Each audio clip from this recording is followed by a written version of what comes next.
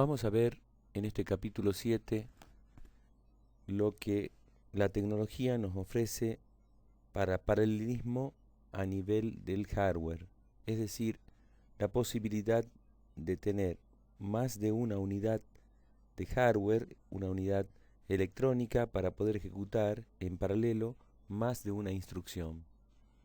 En este capítulo vamos a ver los multiprocesadores, es decir, placas con la posibilidad de poner más de un procesador, más de un chip. Multicore, la capacidad que tienen los chips actuales de incorporar varios cores, es decir, varios procesadores internamente. Y también vamos a ver muy someramente los multicomputadores, es decir, computadores conectados en racimos o clúster. La meta es interconectar múltiples computadores para lograr un mayor rendimiento, mayores prestaciones. Los computadores podrían estar, digamos, internamente en un solo computador, y entonces el término sería multiprocesamiento. Esto significaría que estamos logrando o quisiéramos lograr escalabilidad, tener varios procesadores ejecutando y entonces poder incorporar uno más para que ejecute más cantidad de instrucciones, o que el sistema, si ha tenido alguna falla, pierda algún procesador pero que el sistema no se resienta, es decir, se siga ejecutando instrucciones. También se pretende tener disponibilidad en el sentido de que también, si hay algún inconveniente, estén disponibles los otros procesadores para incorporarse al procesamiento cuando haya algún problema. Y a todo eso, además, pedimos de que sea eficiente en potencia, en energía disipada, es decir, que no se gaste demasiada energía en el procesamiento. Habría entonces varios niveles de paralelismo. Una cuestión sería que podamos ejecutar varios procesos paralelamente. Esto es entonces el paralelismo sería a nivel de trabajo, a nivel de proceso. Esto significaría que el sistema podría ejecutar más de un proceso al mismo tiempo, y esto es lo que normalmente hacían los multiprocesamientos simétricos. Procesadores entonces de servidores capaces de ejecutar más de una aplicación al mismo tiempo. Estos trabajos independientes eran realizados con un alto rendimiento. Otro paralelismo es el que se logra poder identificar y separar dentro de un programa varias ejecuciones paralelas. Esto es lo que nosotros conocemos como un procesamiento por hilos. Entonces, construimos, diseñamos aplicaciones multihilos, y esos hilos de una aplicación, de una única aplicación, podríamos ejecutarla en distintos procesadores. Entonces, este sería el paralelismo a nivel de varios hilos dentro de un proceso, dentro de un programa en ejecución. Esta es entonces la idea de que ya tenemos dos niveles de paralelismo, o varios procesos o varios programas ejecutando en paralelo, o un único programa pero con varias tramos o hilos de ejecución simultánea. La tecnología ha llevado desde el año 2005, 2006 en adelante a que cambie totalmente el objetivo de los diseñadores de hardware. Antes se pretendía conseguir frecuencias más altas o aumentar el número de instrucciones por ciclo, lo que llevó a niveles de disipación de potencia muy grandes y conflictos de diseño en los circuitos integrados. Así que drásticamente se cambió a un diseño multicore. Dentro de una pastilla, dentro de un chip, entonces cohabitan ahora varios procesadores, pero con algunos circuitos comunes, con algunos, algunos,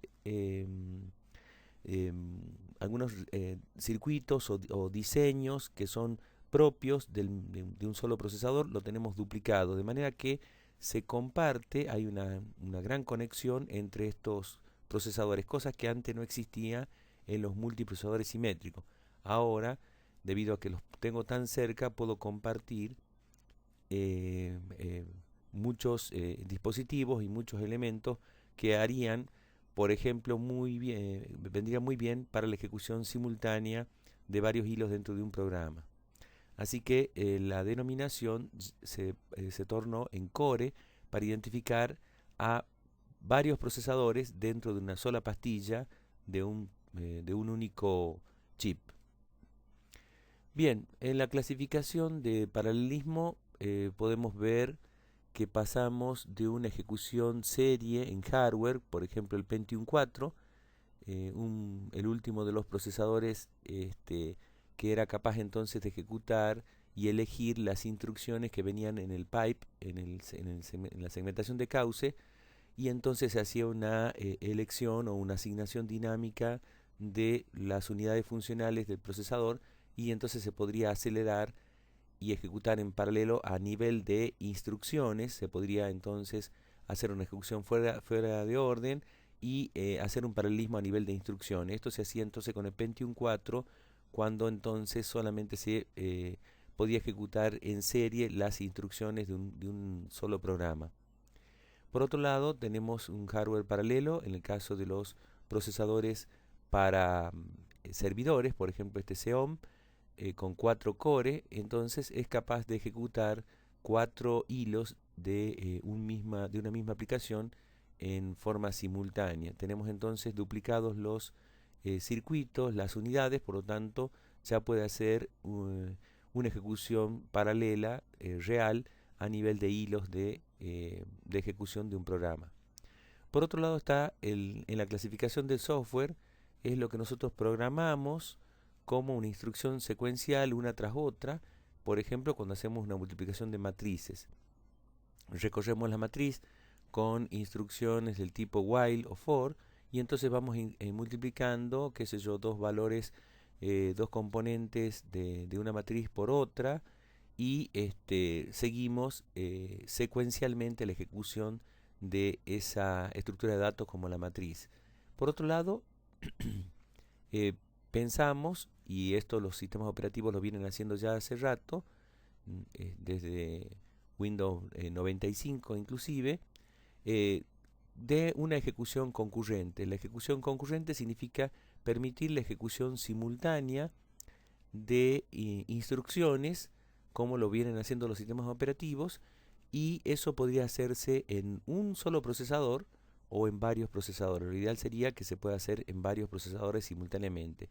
Pero, por supuesto, aquí la lógica se complica porque hay que estar observándose entre uno y otro programa que se están ejecutando para ver si no llevan a inconsistencia. Entonces, tanto la ejecución secuencial o concurrente de un software podría llegar a correr en un hardware totalmente serial o paralelo. El desafío entonces es hacer que sea efectivo el uso del hardware paralelo, de manera que entonces ya ahora disponiendo de un hardware paralelo, ¿qué ventajas podríamos sacarles a la ejecución del software, ya sea secuencial o concurrente? Esto es lo que muestra la tabla entonces de las distintas combinaciones de las 4 definiciones.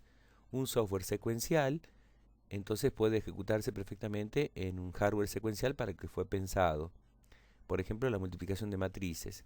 O un software secuencial como la multiplicación de matrices, ¿qué ventajas podría tener correr en un hardware paralelo como podría ser 2 o más procesadores Xeon? Además de los multicore que tiene cada Xeon. Por otro lado, un software concurrente como los sistemas operativos, cómo hacen para correr y sin ningún error en un hardware que es en serie, y por otro lado un hardware concurrente, cómo hacer para correr en sistemas de hardware paralelo como son los procesadores Xeon. Bien, la programación en paralelo, que antes era un desafío para poder acelerar la ejecución de las instrucciones y pensar los programas en paralelo para que corran en multiprocesamiento simétrico, hoy ya es casi una obligación porque el hardware, todos los hardware, como han migrado el diseño a aumentar la cantidad de cores por cada procesador, estamos obligados a pensar la programación en paralelo. Y el software paralelo es un problema. ¿Por qué es un problema? Porque nosotros estamos acostumbrados a pensar las instrucciones secuenciales una por una. no tenemos, digamos, la posibilidad, o por lo menos no es normal, de que pensemos en paralelo y resolvamos los problemas que podrían darse de esta ejecución paralela. De lo que sí sabemos es que, bueno, nos está llevando el mundo del hardware a que pensemos en correr nuestros programas en hardware paralelo, en multicore. Entonces hay una necesidad de aumentar, de mejorar el rendimiento de alguna manera. Ya que entonces, si no vemos mejoras significativas en la performance, en las prestaciones de la ejecución de nuestro programa, bueno, eh, lo mejor para nosotros sería ejecutar en un procesador más rápido. Hayamos pensado entonces un software de ejecución en serie y tratar de conseguir un procesador que sea más rápido. Esto es mucho más fácil que tratar de ejecutar un programa en un procesador paralelo. Para nosotros es muy difícil entonces pensar en paralelo. ¿Cuáles son las dificultades de la programación en paralelo? Primero que tenemos que particionar el problema y tenemos que ver que esas particiones no sean dependientes. Justamente como dice la palabra, partición significa que no tendría que tener ninguna estructura en común. Luego hay que coordinar esas partes para que se ejecuten en el momento adecuado. Esa coordinación hay que darla digamos, de una forma muy ajustada, porque si llegamos a fallar en esa coordinación, los resultados de la ejecución del programa podrían ser erróneos. Esto hace que las comunicaciones estén sobrecargadas, es decir, que haya mucha pérdida de tiempo en tratar de sincronizar y estar observando cada una de las partes que se están ejecutando, y esto lo tiene que ser a nivel del hardware para que entonces sea realmente eficiente y no sea muy lento. Los sistemas multiprocesamiento simétricos, que eran los viejos sistemas entonces de los servidores, tenían memoria compartida. Había entonces más de un procesador ejecutándose en una misma placa madre con su propia caché, y se interconectaban a través de un único bus y accedían a la única memoria. Todos los procesadores accedían a la única memoria. Así que tenían todos el mismo direccionamiento de espacio físico. Esto significaba de que había que coordinar el acceso a memoria y sobre todo si usaban el mismo banco de memoria, había que ponerle trabas para que no acceda mientras un procesador esté leyendo y modificando datos. Tuvo dos variantes: una variante de un acceso uniforme a memoria, esto es, todos participan de la misma memoria y las distancias son iguales, o un acceso de multiprocesador a memorias no uniformes, es decir, memorias que pueden estar más lejanas o más cercanas que otras. Esto entonces es un diseño que requería que los procesadores que no estaban conectados directamente en el mismo bus, la conexión se haga a través de una red. Esto es entonces lo que está pensado para los procesadores de tipo NUMA, que la comunicación entre ellos ha de ser de pasos de mensajes. Cuando se habla de comunicación por pasos de mensajes, es una comunicación no directa, sino que hay que dejar un mensaje, especificar de quién viene el mensaje y a quién va dirigido, tal como los paquetes de la red. En los paquetes de la red se especifica de quién viene y a quién va, y especificaciones del tamaño del paquete, etcétera, etcétera. Esta comunicación es mucho más lenta que una comunicación directa, porque la comunicación directa no hace falta especificar quién es el que está hablando y a quién va dirigido. Hay directamente una conexión o un medio de comunicación directo entre los dos componentes de la comunicación.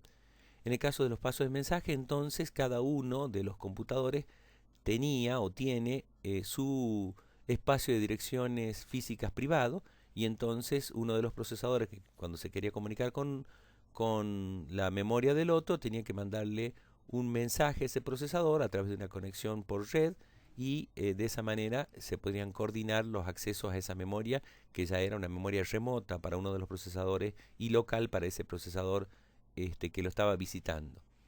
Así que el paso de mensaje tiene que ser una cosa implementada por hardware entre los procesadores. Bien, el otro esquema de multiprocesamiento es aquel que denominamos clúster o computadoras débilmente acopladas. Las computadoras débilmente acopladas, a diferencia de las fuertemente acopladas, que son multiprocesamiento simétrico, necesitan de una red de interconexión entre los computadores, y cada una de las memorias son privadas y cada uno tiene su propio sistema operativo. están conectados con un bus de alta velocidad o, bueno, como los casos que nosotros conocemos, podríamos diseñar clúster con conexiones de cables UTP y en una red de área local. Por supuesto que el rendimiento sería mucho menor y la velocidad de comunicación mucho más baja. Así que, bueno, vamos a conectarlos a través de un sistema de entrada-salida a esas dos máquinas, por ejemplo, a través de redes Ethernet switchadas o a través de Internet si las máquinas están muy lejanas. Esto entonces facilitaría que tareas independientes se puedan ejecutar en estas máquinas. Justamente el hecho de estar aisladas una máquina de otra, podrían simplemente conectarse cuando necesiten acceder a servicios compartidos, por ejemplo, de servidores web, de servidores de base de datos o hacer simulación de trabajos compartiéndose algunas partes de los trabajos, pero básicamente los trabajos son independientes en estas máquinas multicomputador. Tienen como ventaja que entre ellas se pueden apoyar, podrían crecer y conectarse cada vez más máquinas o salir de servicio, de manera de que están accesibles para esa gran red de computadoras interconectadas. ¿Cuáles son los problemas? El costo de administración es muy alto y en ese caso es preferible las máquinas virtuales. En una sola máquina grande o veloz, yo podría entonces generar varias máquinas virtuales y sobre cada una de ellas correr distintos sistemas operativos, de manera que la comunicación es rapidísima porque están en la misma máquina. Aquí tengo que usar una red de interconexión.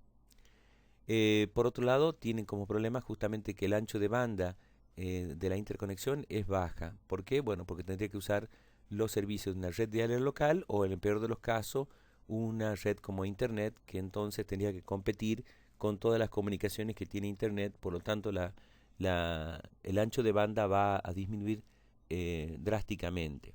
Esto entonces se contrapone con un sistema de procesador memoria como los que tienen los multiprocesamientos simétricos, que tienen un ancho de banda muchísimo mayor, porque el bus que comunica el procesador con la memoria es bastante rápido.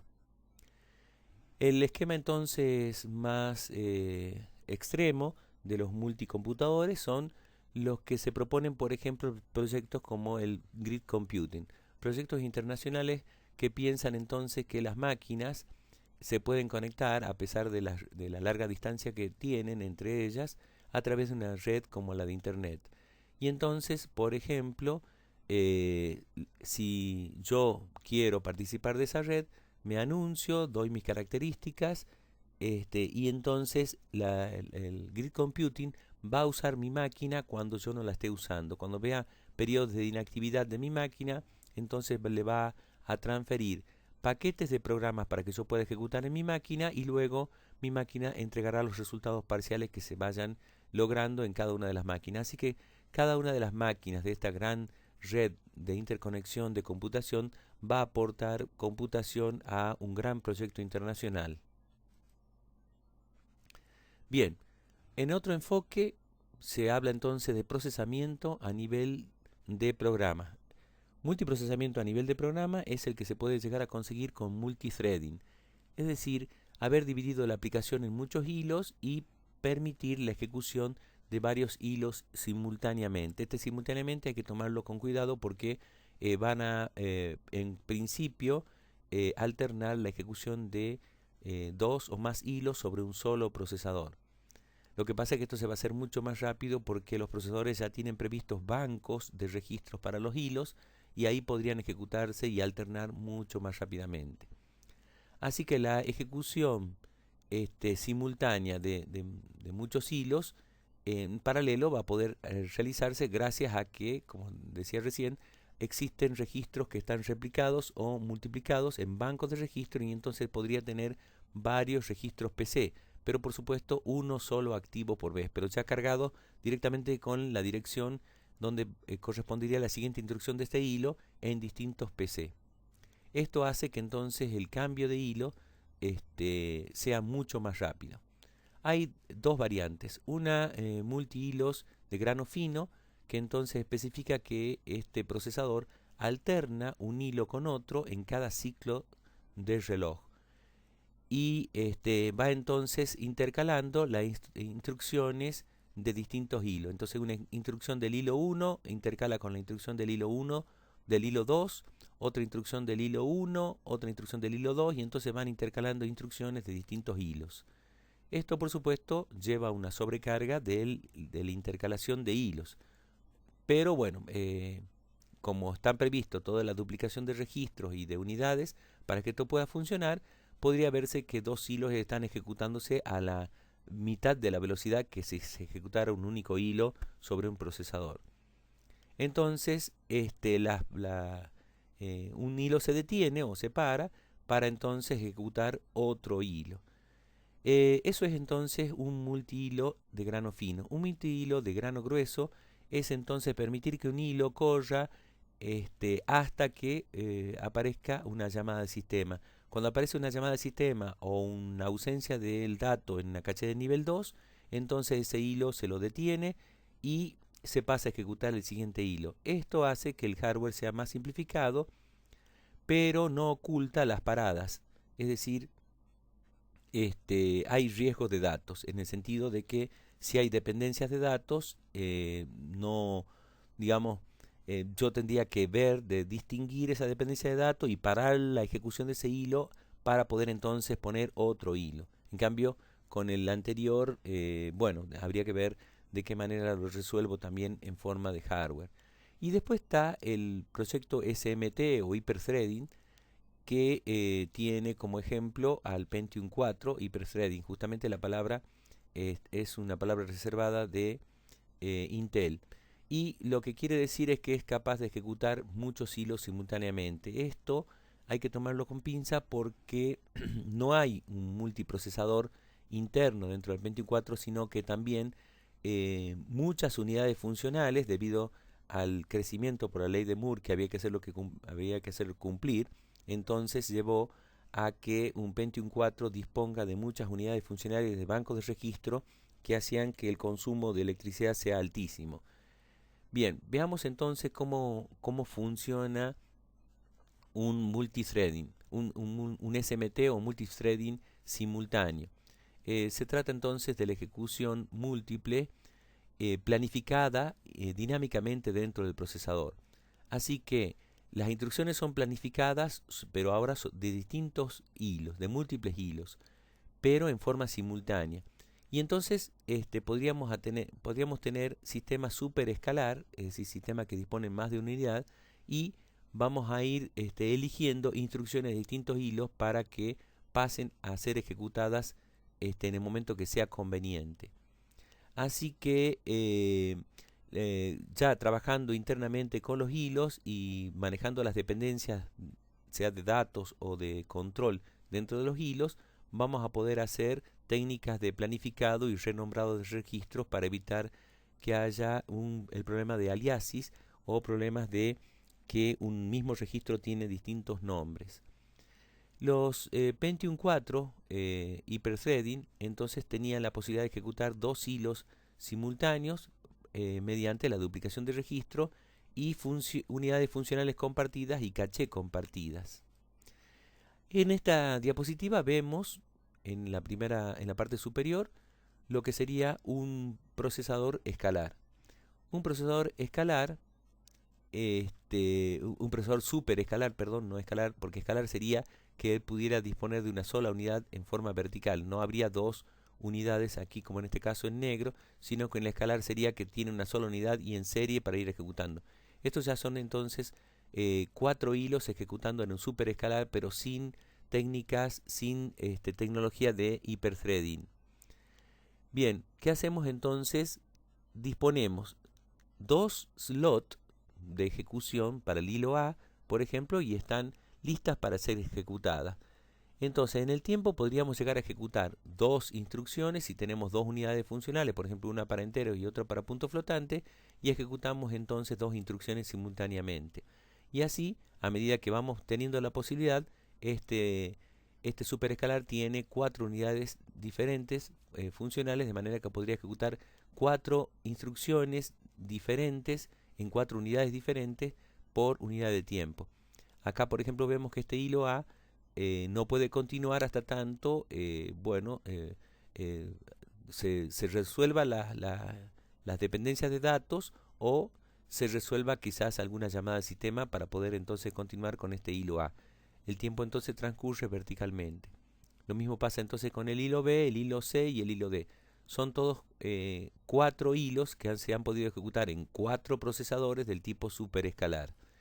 Esta parte inferior de la diapositiva está mostrando ahora una tecnología superescalar, pero con la posibilidad de hacer multihilos.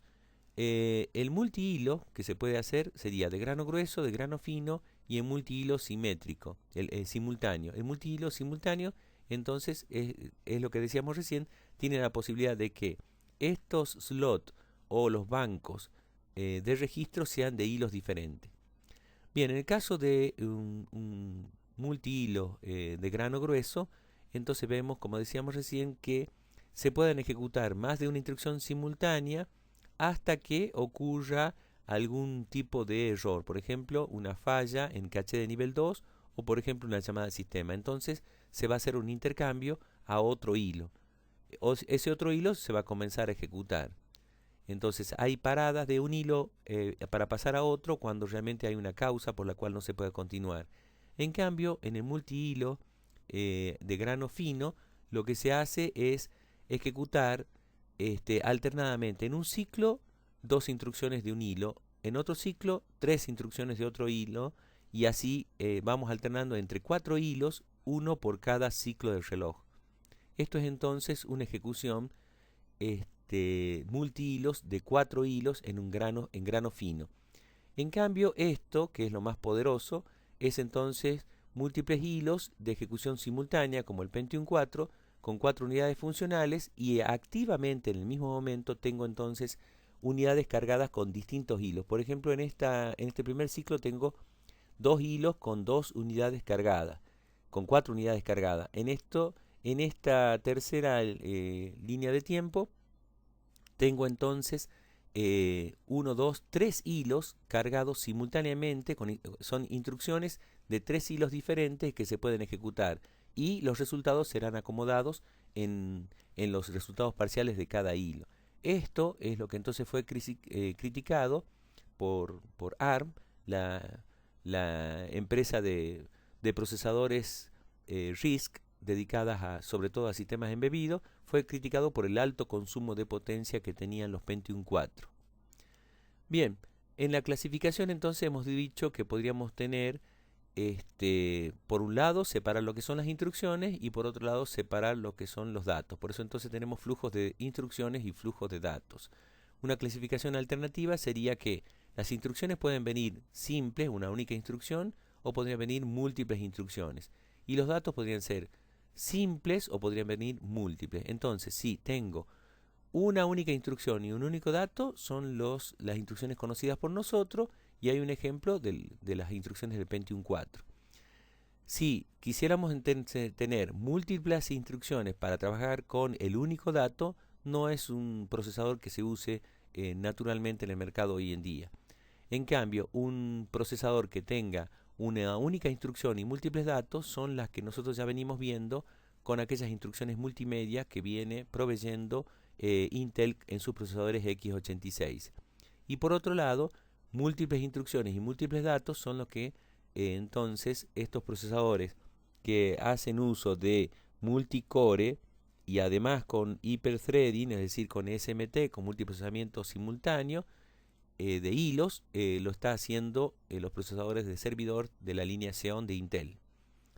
Bueno, la idea entonces es que en un único programa podamos obtener múltiples datos para poder trabajar en paralelo. Así que un programa paralelo que trabaje sobre un computador del tipo múltiples instrucciones, múltiples datos, es el que aprovecharía que esa aplicación ha sido diseñada en múltiples hilos.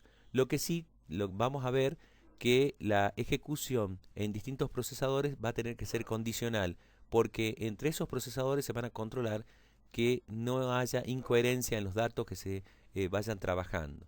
Nos van a quedar pendiente entonces para otro curso el diseño de los procesadores gráficos, los GPU, y algunos otros temas que nos han quedado pendientes, como ser las ejecuciones de procesamientos vectoriales y algunos otros detalles más.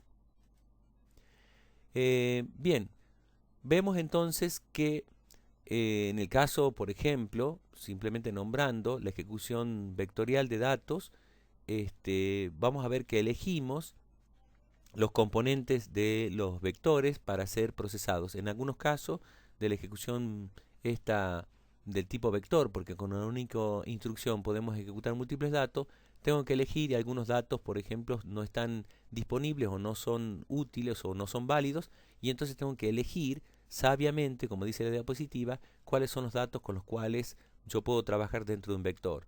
Como ejemplo entonces tenemos las instrucciones MMX y SSE de los procesadores Intel de la línea X86, que yo podría trabajar simultáneamente con registros de un tamaño de 128 bits. Todos los procesadores entonces ejecutan la misma instrucción y al mismo tiempo. Y entonces los accesos a los datos tienen direcciones diferentes.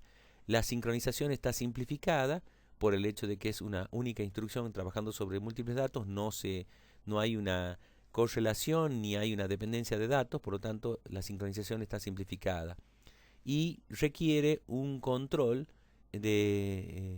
reducido de la ejecución de las instrucciones. En este caso digamos, tienen alto rendimiento porque los trabajos en paralelo se pueden ejecutar en muy poco tiempo.